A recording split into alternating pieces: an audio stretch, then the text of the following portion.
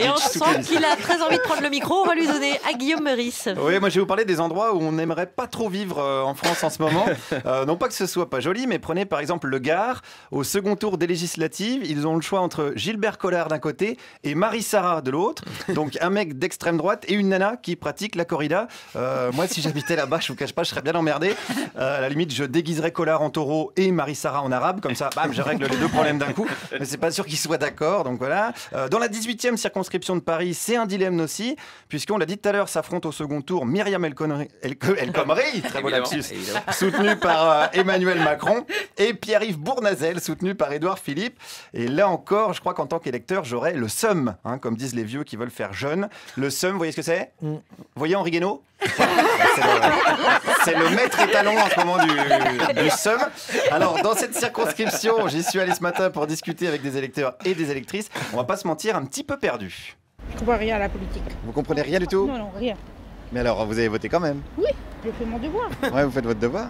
Ah bah oui. Comment vous allez faire pour choisir? Bah, le pré Amstram-Cram. Voilà, la technique Amstramgram, hein, bien connue d'André Manoukian, hein, quand il doit choisir une chanteuse à chroniquer. Arrête, hein, on vous voit d'aider. Hein, plus il y a d'arcs et de flèches dans une chronique, moins vous avez écouté l'album. On le sait, personne n'est dupe. C'est Nietzsche qui a dit ça. Il y a beaucoup de gens qui choisissent leur vote comme ça au hasard. Quand je vous dis qu'il y a des électeurs paumés, il y en a qui étaient paumés dès le premier tour. Là, dimanche dernier, j'ai voté Bournazel parce que c'était marqué Philippe et majorité présidentielle. Ouais. Et puis alors, mais je ne me suis pas vraiment aperçu parce qu'il y avait tellement de candidats, si bien que dimanche prochain, je crois que je vais plutôt voter M. Khomri. Ah bon? Je ne me suis pas aperçu que finalement il était de droite avant, il n'arrêtait pas de... Oui, mais il est toujours de droite en fait. Oui, il est toujours de droite et ça, je ne m'en étais pas aperçu. Il faut se renseigner quand même les mecs, hein, avant de voter.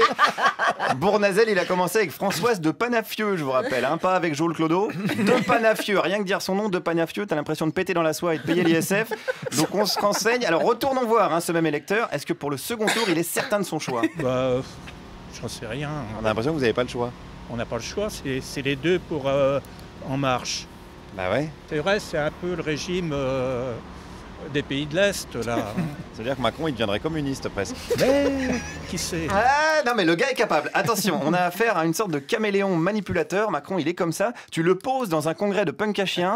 5 minutes après, il joue du djembé. 10 minutes après, il a ubérisé le roulage de joint. 15 minutes après, il y a un mec qui reprend du Jacques Attali au didgeridoo. Il est quand même super balèze. Alors, puisqu'on parle communisme, il me fallait un avis cette fois-ci d'un vrai sympathisant de droite. On peut quand même dire aujourd'hui qu'il y a des endroits où il y a encore des communistes, qu'est-ce qu'ils foutent en France? Ah, mais alors attendez, il faudrait les envoyer où les communistes? Qu'est-ce qu'ils font en France? Qu'est-ce qu'ils peuvent faire? Il faudrait qu'ils Qu'est-ce aillent leur où? manque? Ne soyez pas bête. Vous êtes journaliste, là, ou quoi? Alors non, voilà, non, je suis pas journaliste. Non, et en plus, être bête, c'est mon métier, donc là, c'est mal tombé. Alors, je sais pas si légalement, on a le droit d'expulser les communistes hors de France. Déjà qu'on en a pas beaucoup. On est obligé de les parquer tous les ans à la fête de l'UMA pour les compter. Et puisqu'on parle de parquer des gens, j'ai continué avec ce même analyste politique. Et dans les socialistes, les trois quarts, c'est des juifs. Comment vous avez cette information? Mais monsieur, je sais lire, écrire, et j'ai beaucoup voyagé. Moi, j'étais partout. C'est comme ça que vous savez qu'il y a autant de juifs chez les socialistes? Oui, moi, je veux bien discuter en politique, mais je suis au courant de tout. Ah bah, je vois ça. Ah ben, c'est normal. Moi, si je me permets de discuter un petit peu avec vous, c'est parce que j'ai vécu. Oui, bah, oui. On n'aurait pas forcément aimé vivre avec toi par le passé tout le temps. On va dire, il y a des périodes où on n'aurait pas eu envie d'être ton voisin. Voilà. Enfin, mais t'es peut-être un voisin cool, hein. Tu dois prêter des tire-bouchons, mais bon, je crois que t'es surtout capable d'offrir des voyages gratos vers la Pologne. Donc on n'a pas vraiment envie de tester. Alors, avant d'aller voir quelqu'un d'autre, quand même, il m'a fait une dernière confidence. J'ai toujours voté à droite. Il n'y a qu'une fois que j'ai voté pour Pasqua. Vous avez toujours voté à droite, sauf une fois où vous avez voté Pasqua. Voilà, donc il n'est pas si borné que ça. Quand il vote pas à droite, il vote Pasqua. Voilà. Comme Juliette, quand elle dit non, je bois pas d'alcool, donc je vais boire de la vodka, c'est pareil.